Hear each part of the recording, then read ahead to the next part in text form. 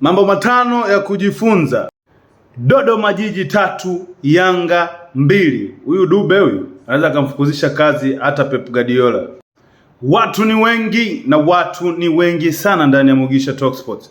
Unaujua ule msemo wa kwamba ya Kaisari muachie Kaisari. Sasa hapa Masalanga alichokutana nacho ni kwamba Kaisari ulivyoenda kumrudishia mambo yake, akamrudishia yeye mwenyewe Masalanga. You don't want to get involved into this. Kwa sababu tunawajua namna ambavyo mashabiki wa Tanzania wanavyo-operate, watatafuta sehemu ya kurusha lawama. Na ukiwa kama Masalanga unafurahi chance yako imepatikana ya kucheza baada ya Diarra kuumia, lakini baada ya matokeo kupatikana una concede goli 2, unajua kabisa kwamba fuko la lawama wewe ndiye ambaye utaenda kulibeba.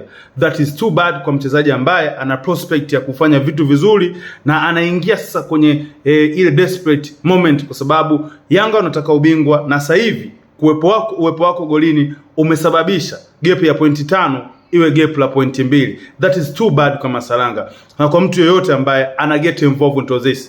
Simba kesho anashinda, maana yake ni kwamba ile kazi ambayo aliishindwa kuifanya pale Meja Jenerali Samuyo ndio ambayo kafanyiwa kazi na Dodoma Jiji. Na unajiuliza kwamba je, Simba angeweza kufanya ile kazi pale Jenerali Samuyo? Maana yake ni kwamba now Simba angeenda kuwa anaongoza ligi maybe kwa pointi 1 kama angeweza kushinda mechi zote ambazo anatakiwa kucheza na including ya kesho. Kwa hiyo maana yake ni kwamba it's game on.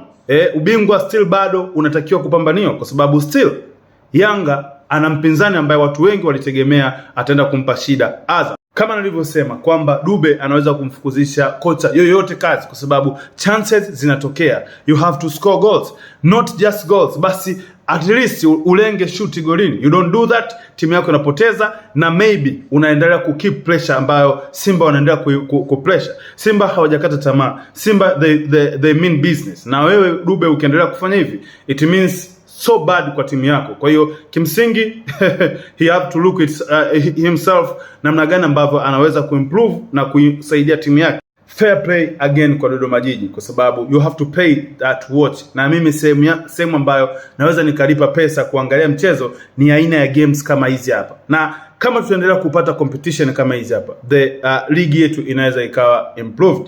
Pacome Zuzo kama hautakuwepo pale, manake kwamba kuna mtu mwingine has to cover your press, na hiyo sehemu sasa ndiyo ambayo inaweza kuleka hii difference ambayo tumeiona, kwa sababu if you don't perform kuna mtu mwingine atahitaji kuperform. And tunazoea kwamba ile collection ya performance nzuri kwa wote inaweza katengeneza matokeo mazuri, na hicho kitu hakijafanyika leo, Yanga akapoteza. Niandikie kwenye comment mawazo.